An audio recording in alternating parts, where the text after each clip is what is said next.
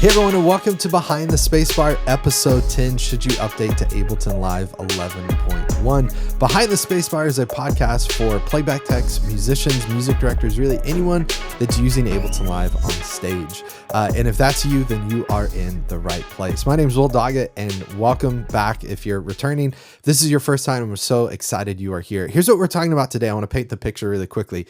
Yes, I'm going to try to answer the question, should you update to Ableton Live 11.1?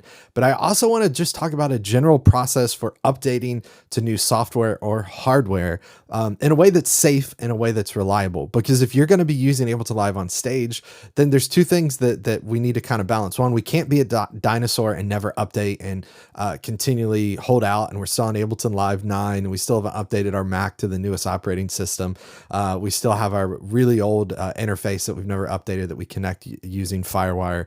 We can't be a dinosaur, but then at the same time, we can't suddenly update every single time a new update comes out, because things will break, things will go bad. So what I want to talk about today is, yes, should you update to Ableton Live 11.1? We'll kind of answer that question, but then two, give a general process for safely updating and upgrading software and hardware. Like I mentioned, Ableton has released the newest version of Live 11.1. I've been spending some time with it, kind of exploring it. Last week I created a couple videos. I'll link in the show notes of this. One, I shared a video sharing my 5 favorite features of Live 11.1. I will say 11.1 is not like a life-changing update. There's not tons of features that I think are going to revolutionize things, but there's one feature in particular for those of us using Live on stage that to me shows that Ableton really still cares about this segment of users and is making some progress in some things that I think could be really cool. You'll have to check out that video in the show notes. I also did for Sunday Sound Design a deep dive into Shifter, which is a new device in Live. And this was kind of fun. It's like an opportunity to look over my shoulder as I explore something for the first time. And kind of like, instead of me teaching you something, I'm figuring this out as we go. I don't love doing videos like that. I feel super self-conscious. I don't like making mistakes on camera, but it was fun. And so hopefully you guys will enjoy that. Both of the links are in the show notes for this. So Live released 11.1. Let me really quickly, in the first 3 minutes of the episode, answer the question that I posed in the title. Should you update to Live 11.1? Yes, I think you should, because it's free if you've purchased Live 11. If you haven't purchased Live 11 yet, then you should update, because there's a lot of great features to Live 11, comping, templates, some really great navigation features that I think make 11 worth the update. We're at the period where there's been enough time using it, testing on stage, where I think I haven't had any issues. The update to 11.1 in particular, for those of us using M1 Macs, makes it fully supported. So M1 Mac, Apple Silicon computers are supported now. So 11.1 is absolutely essential if you're on an M1 trying to use Ableton Live. So yes, you should update to Live 11.1. It's a free update. There's some cool things that are in there, particularly for those of us using Live on stage, that, again, remind me that we're headed in the right direction. Check out the link in the show notes where I dive deep into that. Also, if you're using an M1, it's super crucial. So I gave you the answer in the first 3 minutes of the show. Should you update the Live 11.1? Yes. But again, the back half of this, what we're talking about, kind of this general updating principle and idea. This was prompted going through that, but then also Ethan reached out recently with a great question. He said, I wonder if you have anything to say on the reliability of Live 11 for backing tracks, playback, and Live MIDI compared to Live 10. So Ethan, thanks for reaching out and sharing that question. If you guys have any questions that you want answered, you think would make for a great podcast episode, you have suggestions on content, a tutorial you'd like to see, you can always send me an email, questions@fromstudiotostage.com, questions@fromstudiotostage.com. That's the best way to reach out. That will go straight to my inbox. I'll process that. And again, maybe like Ethan, you'll get your question answered in a future episode.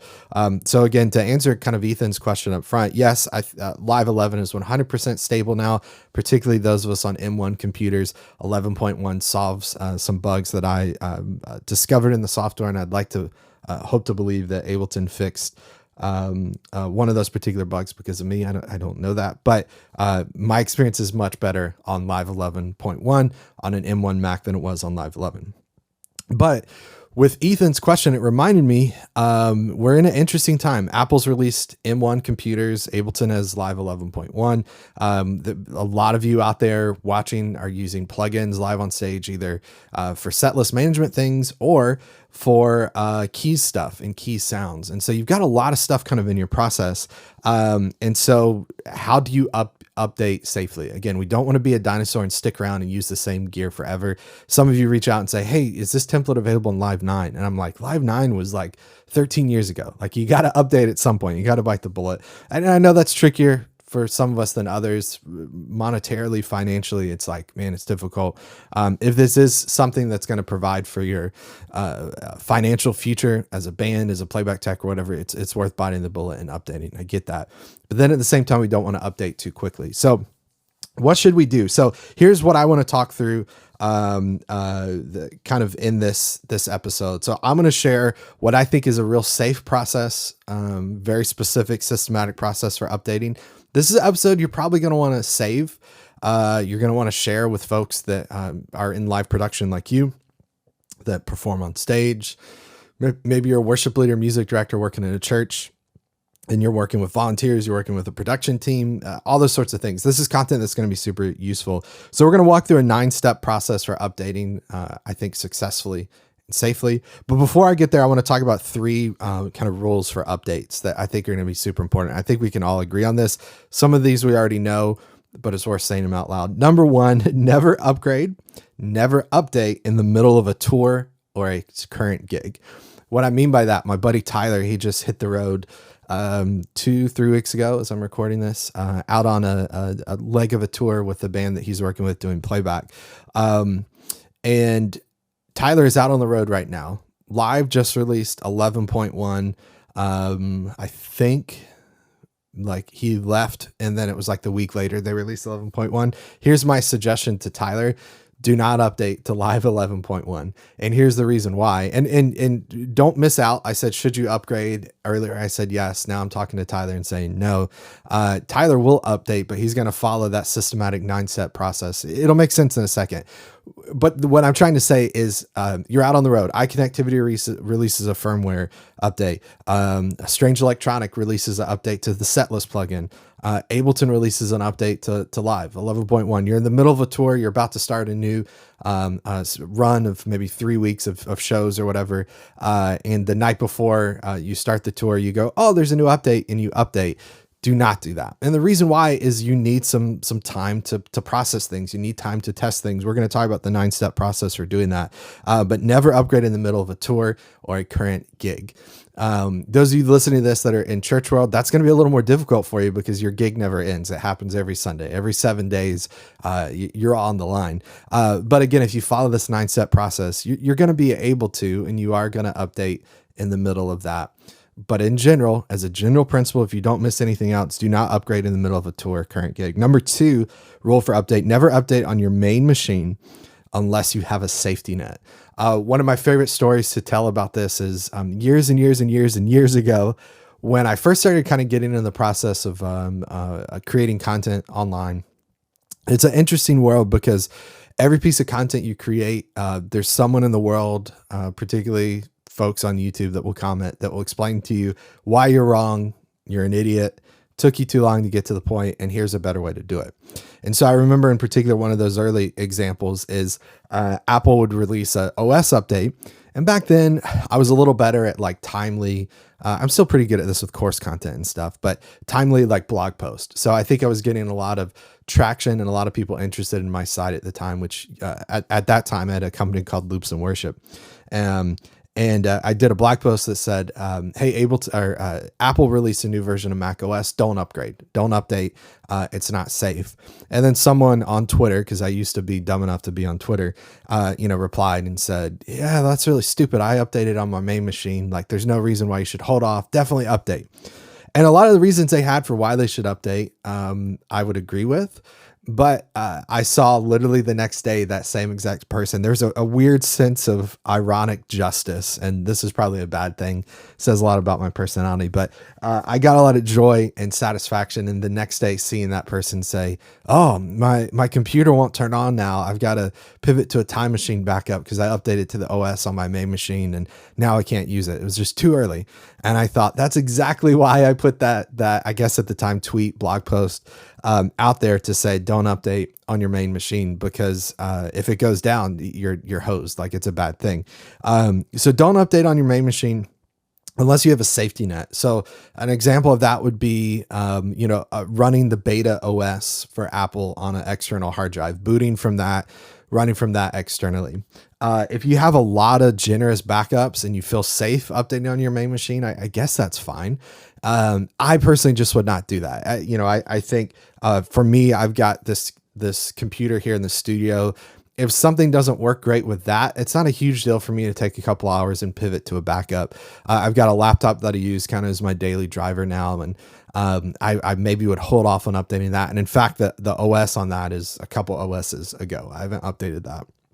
It's time for me to, but I haven't updated that because that's kind of my primary machine that I use. The studio one, I'm a little more okay with updating because if it goes down, I've got plenty of backups. I can pivot back to those, and taking a couple hours out of my day to transition back to there is worth the cost to stay up to date and fresh. But number two, never update on your main machine unless you have a safety net. That's just a general principle. If you're smart enough to know how to do backups and to boot from external backups, or maybe you have I don't know, a way to do this that you feel confident about, then sure, go for it. But don't be the guy that calls me out and says you should update, and then the next day says your computer is trashed.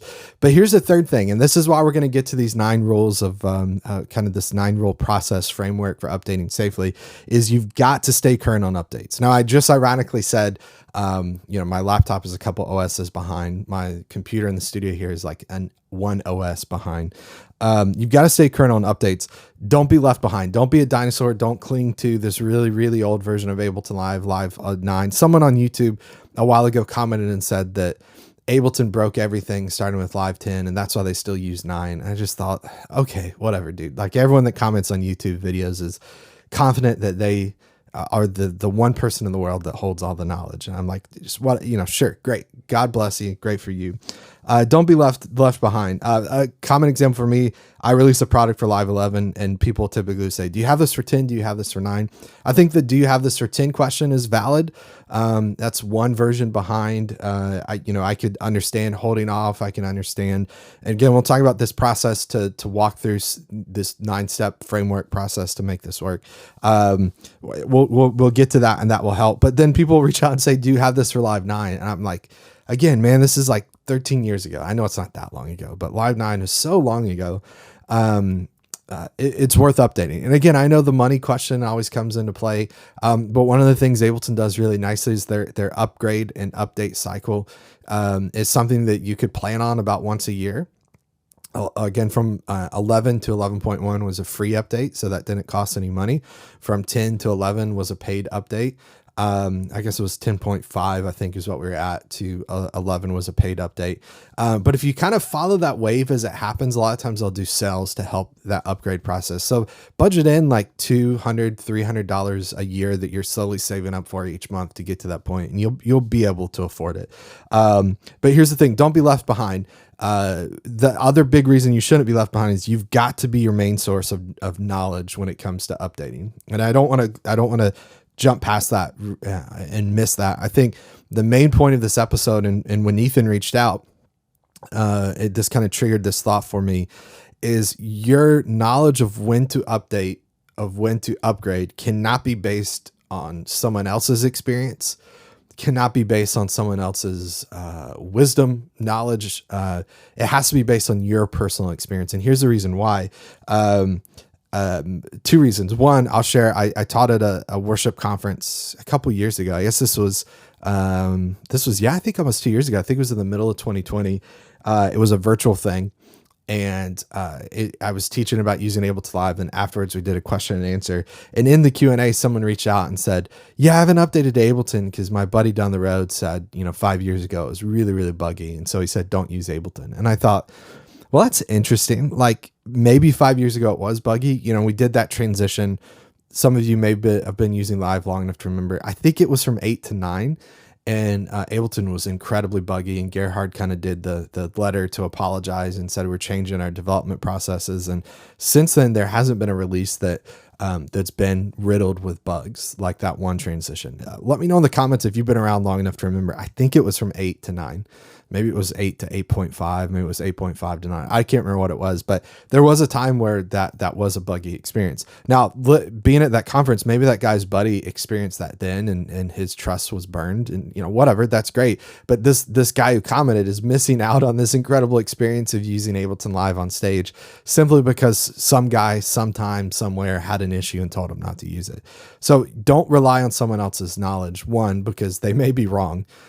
Search any topic on YouTube and you'll get 10 videos all telling you different approaches, all telling you different ways to do it. Sometimes you'll get videos telling you just flat out the wrong way to do it. Don't trust someone else's experience. The other reason why this is super important, and this is about to lead us into those 9 rules, that 9 kind of step framework for updating and upgrading, is everyone's setup is different. The software, the hardware you're using Ableton Live, but you're using it with a UA interface. You're using Ableton Live, but you're using it on an M1 computer. You're using Ableton Live, but you're using it with Spectrasonics plugins. You talk to someone that updates that's not using this particular plugin, that's not using this particular hardware, that's not using it in this particular context, and they say, it's great, it works perfect. You update, you happen to be using a plugin that one niche developer that's a one-person shop like hasn't updated their plugin in 5 years. Suddenly it stops working, and you're the one that's out. Not your buddy, not the person you read on the internet, not me who created a video to tell you to update to Live 11.1. You're the person that's out. So what we've got to do, we have to update, we have to upgrade, but we have to do it in a process in a way that's safe. Right? We have to do it in a way that's safe. So here's how I suggest we do it. This is a 9-step process, and we're going to go through these fairly quickly, but this is a 9-step process that I would suggest. Maybe even grab a piece of paper. If you want to follow along, write this process down. That I think is going to be really helpful for you to upgrade and update safely. Okay. Number 1, here's how to do it. Number 1, use a backup computer if possible. I know this isn't always possible. If you're a playback tech on the road, it's like really good best practice to use a computer that's just for playback. But I know that's not always possible for all of us. A lot of times we're using the computer that we do email on, that we surf the internet on, is also our computer that we run tracks on. I know it's not always possible. But try your best to use a backup computer if possible. And so here's what I would say. Ableton Live 11.1 comes out. Ableton announces it. I would not look at it and say, I'm not going to update to this because things could go bad. Now, granted, I said earlier, don't update in the middle of a tour, current gig. But here's the caveat to that. Ableton releases 11.1. I immediately need to get in and see what's there and see how it works on my rig. But in order to make that happen, I'm not going to take my main rig and update that. I'm going to take a backup rig if possible. If you don't have a backup rig, if you don't have a backup machine, then maybe hold off on this and wait till you can get that to update. But number 1, I would use a backup computer. Again, I know it's not always possible, but use a backup computer and install that newest version of the software. Number 2, if at all possible, keep the previous version of the software on your computer. Even on your backup machine, I would keep Live 11 and 11.1 on your computer. If you look at let's see if I can get over here and I'll share my screen for just a second. If you look at my applications folder for Ableton, give me just one second here and I'll share this so everyone can see. So I've got Ableton Live 9, Ableton Live 10, Ableton Live 11, and then Ableton Live 11.1. And the reason I have all of those on my machine is I've tried sometimes, if I'm feeling incredibly motivated, when I release a product, I try to create that in Live 9 or Live 10. Typically, most everything is 10. If you're that far behind on 9, I'm like, you're probably not hip to what's going on. And And so it's maybe not worth creating this template. But if you're still on 10, I understand that. It's like a version and a half ago. So I get that. So I've got 9, 10, 11, 11.1. At the bare minimum, let's say you've been using 11.1 comes out on your backup machine, download 11.1, keep that also. So keep the previous version on your machine, on your backup machine, if possible. I think that's super important. So new version of the software comes out. We are going to update to that immediately, but here's the thing that's going to make this work. We're going to apply this 9-step framework. And step 1 is to update not on our main machine, but to update on our backup machine. In addition to updating on our backup machine, we're going to keep a previous version of Live or whatever software, keep the previous version installed as well too. If we're talking about hardware and we're talking about firmware, double check with the company, read some notes, reach out to support, make sure you're able to like downgrade to the previous version of firmware. And if you can, that's great. Go ahead and update, but keep a copy of the previous version of your firmware on a thumb drive on your computer or whatever. So make sure you have access to that. Okay. Number 3, find a live set, an Ableton live set. If you're using this, upgrading with MainStage, with whatever, find a live set that you know works. Like this is the live set you just got off tour. You did 16 dates and you never had a single issue with it. That's a live set we want to use. Hopefully that live set has plugins in it or whatever. Like however you used it, it's got to be it's got to be a set that you know that works. You don't want to create a new live set and introduce a bunch of variables that have never been tested that you don't know that works. Because I've seen people say, "Oh, I tried to update to Ableton Live 11, or I tried to do this thing or use this interface, but suddenly they changed too many variables at once." And I'm like, well, if you change 3 variables at once, you have no clue what's causing the problem. You know, it's easy for you, and we can guess, we can, kind of estimate that we think the problem is with the software update, but it's very possible that this boutique plugin that hasn't been updated in 5 years, that you haven't used in 3 years, that suddenly you decide to add to this new process. So don't do that. So use a well-functioning, known to work live set that's going to be our tester. So we're going to update on a backup machine. That's super important. Number 2, on that backup machine, we're going to keep the previous version of Ableton or whatever software we're testing or firmware for our hardware on that machine. And then number 3, what we're going to start to test with is a version of the software, a file that we know works. We've had no issues with this. We've used it before. This is what we use week in and week out at the church. If you're listening as a worship leader, whatever that is, take that file. Now we're going to start to apply this. Step 4, we want to open it. And we want to run it with the new software on our backup machine. But here's where it becomes super important. Again, I stress the importance of not relying on someone else's experience to tell you if it's safe to update. This is why you're going to run that new version of that live set or whatever it is that you know that works in the new version of the software with your gear. So I'm talking your interface, your computers, your plugins, whatever it is. And you're going to use that on your computer. Okay. You're going to start using that as daily experiences. You're working, like whatever it is, you're going to test that and try that. Now it's super important that you understand, you may open that and immediately realize there's some sort of issue. It's really important at that point. Do not post on some random forum on the internet to ask if anyone else has that issue. That's fine too, but reach out to that company. Reach out to, let's say you're updating to Ableton Live 11.1, and as soon as you do, you realize there's an issue with a particular plugin. Reach out to Ableton, reach out to that plugin. That plugin person is probably going to say, oh, it's a problem with Ableton. And it probably is, but let both of those companies know. And Ableton may reach out to that company and say, hey, we've got an issue here, blah, blah, blah. Let them handle it, but get that info to them as soon as possible if you discover any issues. Okay. But let's say everything's working fine. Then start kind of running with that. Keep both of those versions on your computer. Do this on a backup machine. Run your live set and make sure everything works, but then start trying to use it. Now it's important to understand that as you're trying to use it, you make any changes to your live set that works, and Live is going to prompt you to say, would you like to save changes?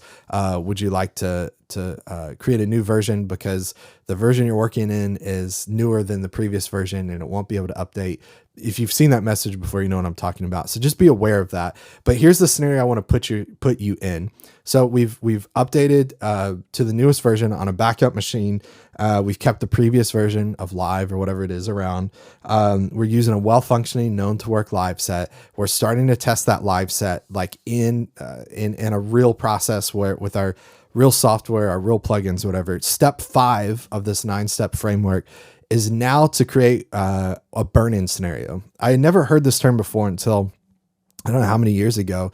I saw on social media a audio video integrator post that basically before they do an installation at a site, they get all the gear, they unbox all the gear, they set all the gear up in a room in their warehouse as if it was going to be installed.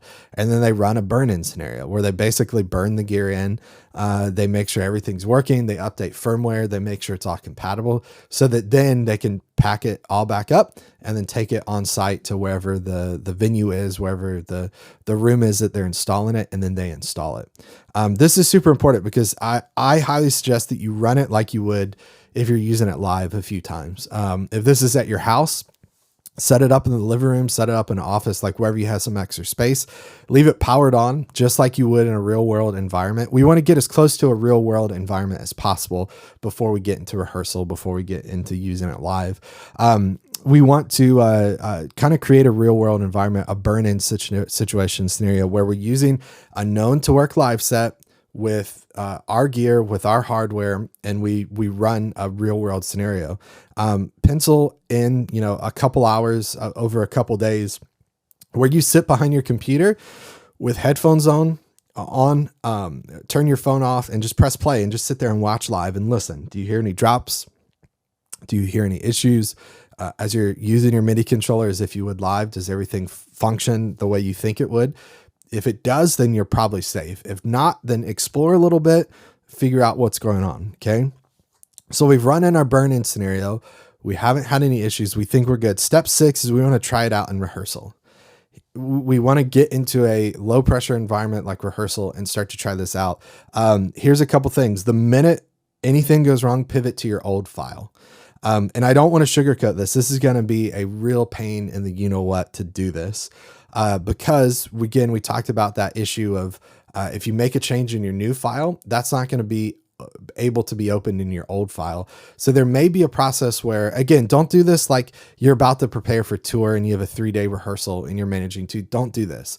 Find some sort of rehearsal environment. Maybe you're helping out a band locally, very low pressure. Maybe it's a free thing. You're not even paid to do it. And you say, hey, I just want to test out the software. Can I come run tracks for you guys? Like, for free or whatever for a rehearsal. Let's just see how it goes. But you want to walk into that scenario and you want to have the file you're working with, like the previous version. Again, remember we're on a backup computer, previous version of our file, previous version of the software as a backup. But you have the new version of the software and that same file that you're running.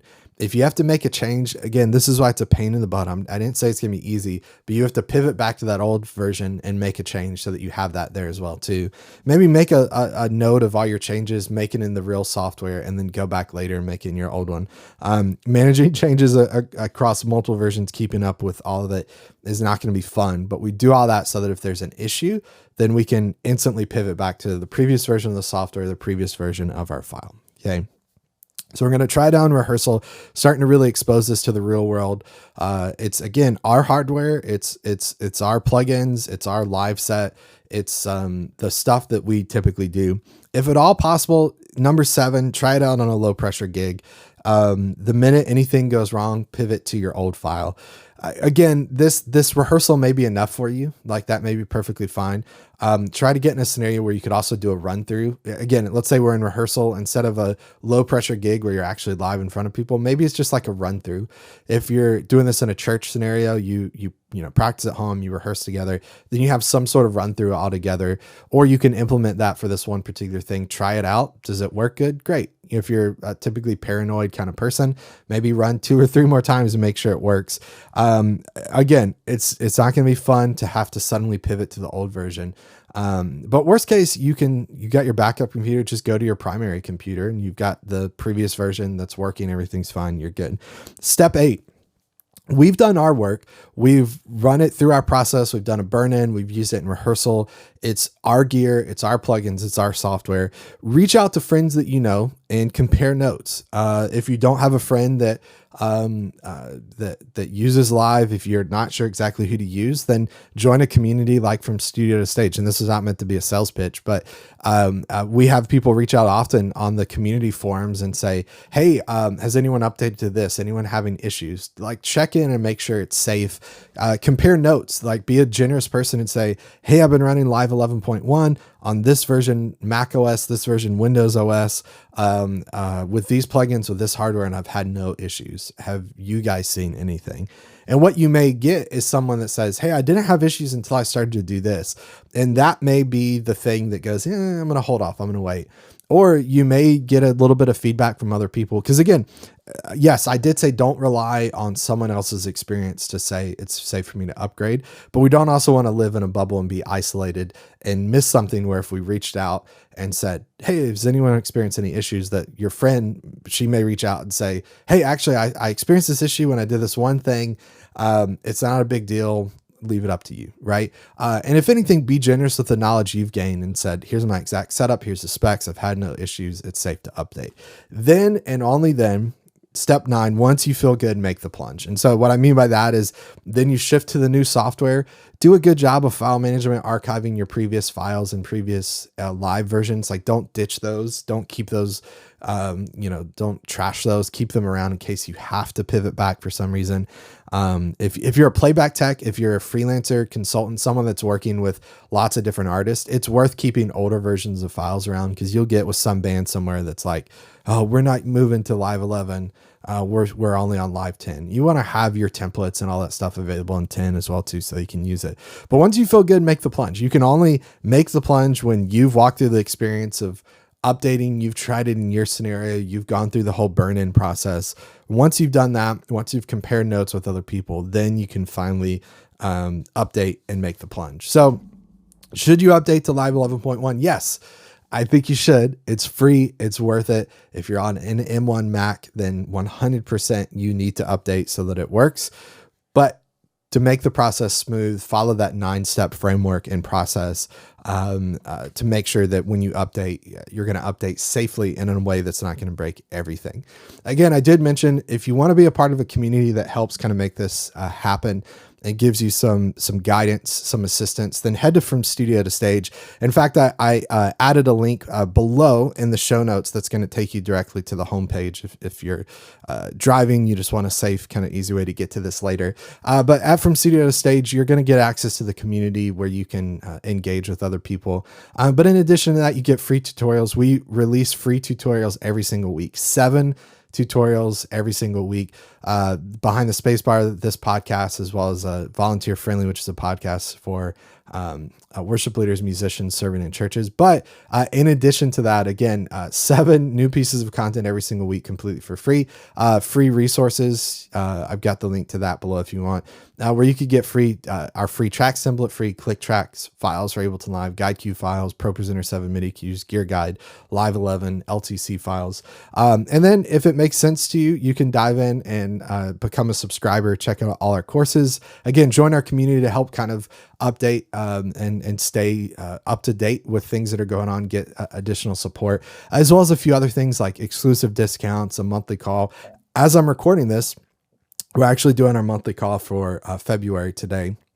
And this is one of my favorite things because we interact live on the call. People throw out questions, submit questions beforehand, but it's just a really, really fun experience. So if you're interested in that, you want to support the creation of content like this, head to FromStudioToStage.com.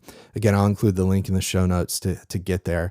And in addition to that, if you're not ready to subscribe yet, check out the free resources. I would challenge you to find any single person on the internet that provides as much free content and useful content as what we're doing at From Studio to Stage. If you do, send me their information because I want to double whatever they're doing. That's my goal. The community is a commitment that it's worth it. But I know sometimes for people, it feels like I'm still not sure. So if you're not sure, you're not ready, just go to the site, check out all the free resources. We would love to have you there. That's it for this week. Next week, I forgot what we're talking about next week, but I know it's going to be good because I've outlined the next 3 weeks and I'm I'm excited for all of those shows. So if you want to stick around, make sure you join me next week. We release new episodes 10 a.m. Central every Monday. That's when Behind the Spacebar goes out. You could subscribe on iTunes, Spotify, you know the drill, wherever you listen to podcasts. It would really help if you're listening to do two things. One, hit subscribe, whether it's YouTube, iTunes, Spotify, hit subscribe, give us a thumbs up if you're watching on YouTube or wherever, leave a rating and review on Spotify or iTunes. That really, really does help. That's a way you could support the creation of this content without spending a dime. And then from there, download those free resources. That's going to be incredibly beneficial. But hope you could join me next week, 10 a.m. Central. Again, we release this show every single week. And then again, head over to the YouTube channel. We release a new piece of content every single day. It's easy to remember, 10 a.m. Central, Monday through Sunday, 7 days a week. There's going to be a new piece of content you can drop in and check out. And I should mention, we premiere that content every morning, 10 a.m. Central. So if you want to hop on YouTube, again, we talked about community. I want a community aspect to that, to engage with other people as you're watching content. From time to time, I drop in over there as well too in the chat. Then that's a great place to do it. So again, 10 a.m. Central over on YouTube. I'll include links to the YouTube channel as well in the show notes if you want to head over. But thanks so much for listening. Thanks for watching. This has been so fun. I've enjoyed 2022 so much. And it's because of interactions with folks like you that are watching this and engaging in the content. So thanks for watching. We'll see you on the next one next week, 10 a.m. Central. Take care, everybody. Bye.